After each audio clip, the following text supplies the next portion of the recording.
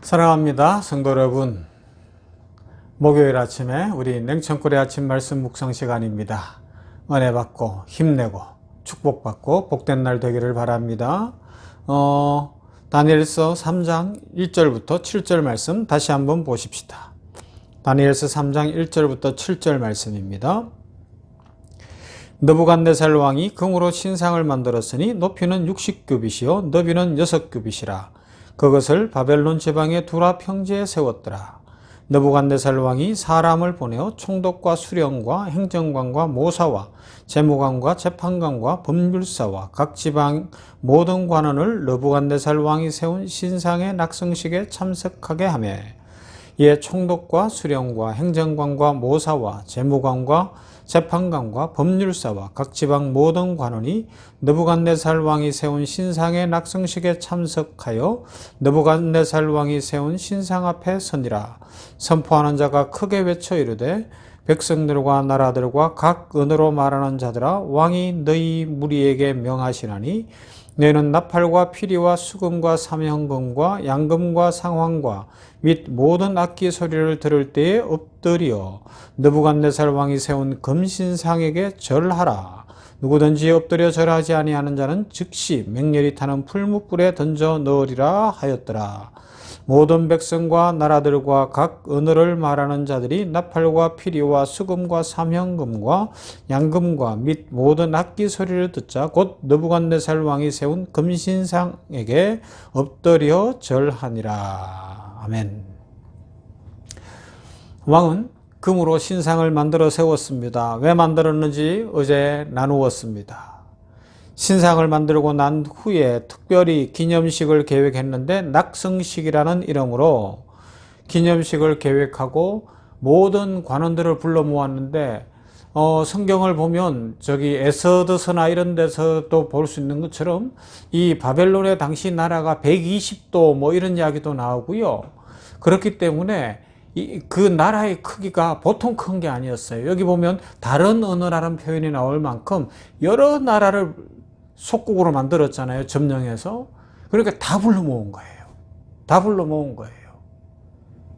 왜 그랬을까요? 그 신상 하나를 중심으로 느부갓네살이라는 왕을 중심으로 통일성을 가지려고 그렇게 했겠죠.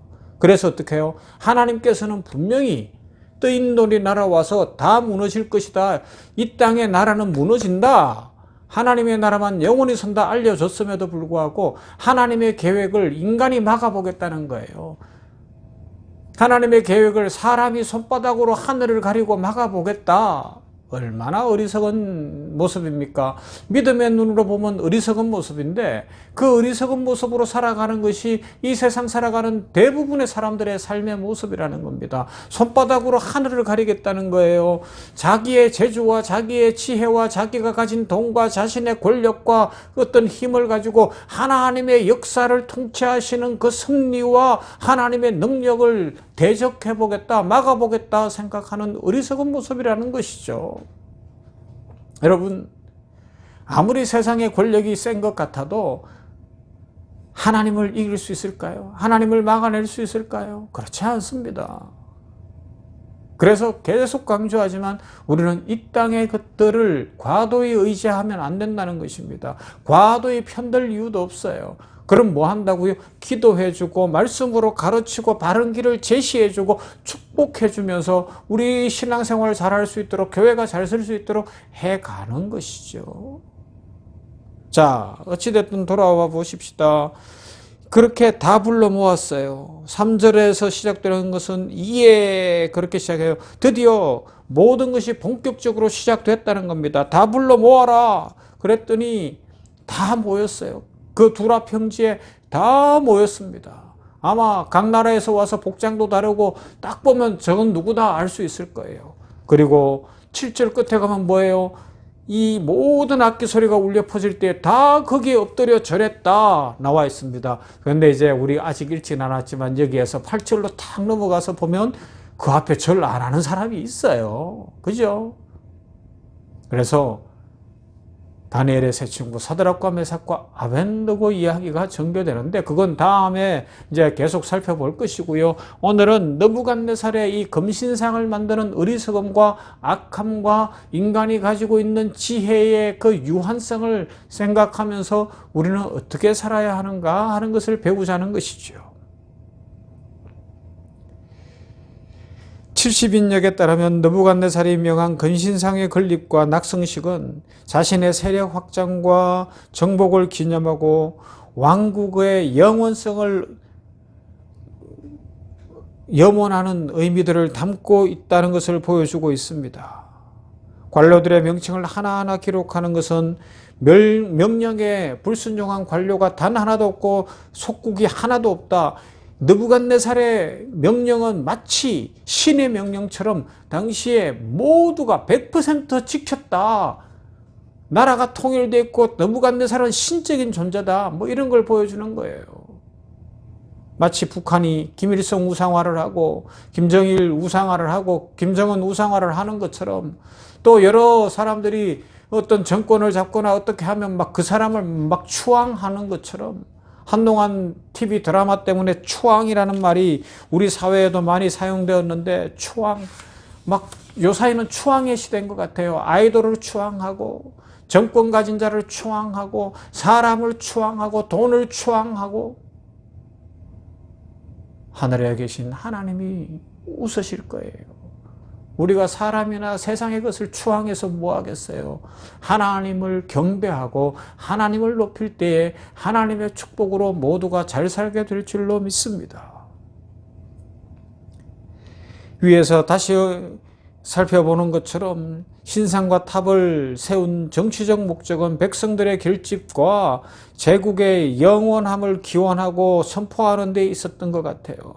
그러다 보니까 뭘 강조하는가 하면 이 신상의 크기와 황금으로 칠을 해서 이 번쩍번쩍 빛나게 하는 거, 뭐 화려한 거 이런 거. 그래서 보면요, 그 세상 나라들 중에도 못 사는 나라인데 이 막 독재 국가들 보면 뭐 해요? 건물을 높이 세우잖아요. 북한에도 막 김일성 동상 같은 거 어마무지 세워놓고 금수궁인가 만수궁 이런 것들을 세워놓고 그러고 다른 나라들도 보면 이상한 것들을 세우잖아요. 막 건물을 우리 돈으로 몇백억, 몇천억 막 들여가지고 지으려고 하고 그러잖아요. 왜 그래요?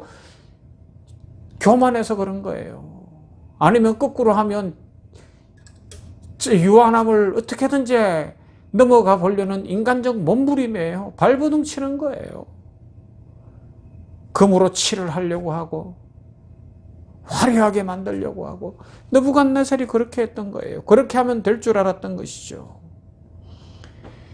그것이 세계 곳곳에 있잖아요. 뭐 대표적인 것이 이라크나 이런 데 있는 지구라트라는 것인데 이 채원이라는 사람이 지구라트에 대해서 이런 이야기를 해요. 도시의 가장 높은 곳에 세워진 건축물로 신전 또는 제단이라고 할 수 있다.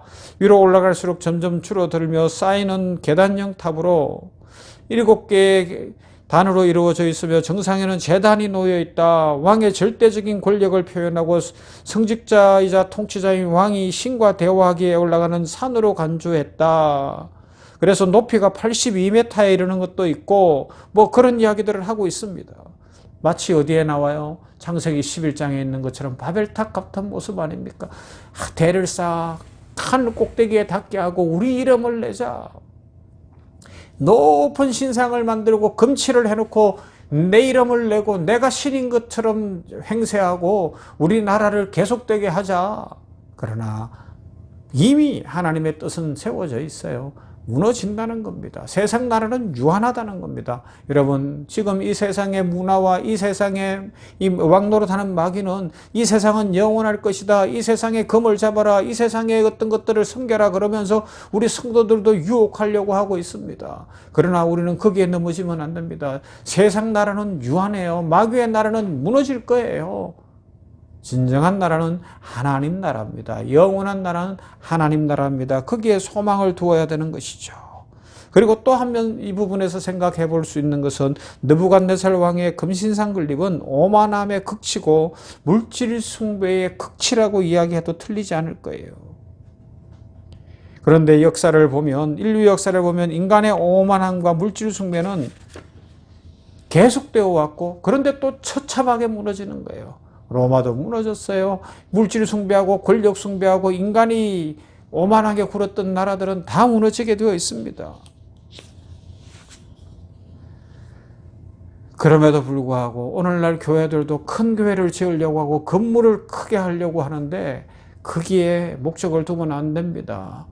중세 교회들 보세요. 첨탑을 높이 쌓아 올리고 막 몇백 년에 걸쳐서 짓고 하다 안 되니까 면벌부, 이 면죄부로 알려진 면벌부, 벌을 면한다 그러면서 막 그걸 팔아가지고 짓고 했지만 아니에요. 그건 다 개혁의 대상이고 하나님께서 싫어하시는 것임을 우리는 기억해야 됩니다. 그럼 우리는 어떻게 해야 됩니까? 하나님께서 높이시고 세우시면 그 사람은 스스로 더 겸손하고 더 낮아지는 삶을 살아가야 될 것입니다.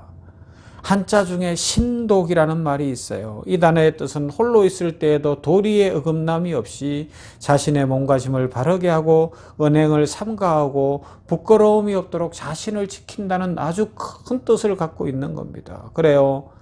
성도들은 사회적으로 높은 자리에 가든 하나님의 축복을 받든 언제든지 하나님이 나를 보고 계심을 기억하며 하나님 앞에서 믿음으로 부끄러움 없이 살아가기 위하여 십자가를 바라보고 늘 예수님 바라보고 성령 충만함으로 살아가야 할 것입니다.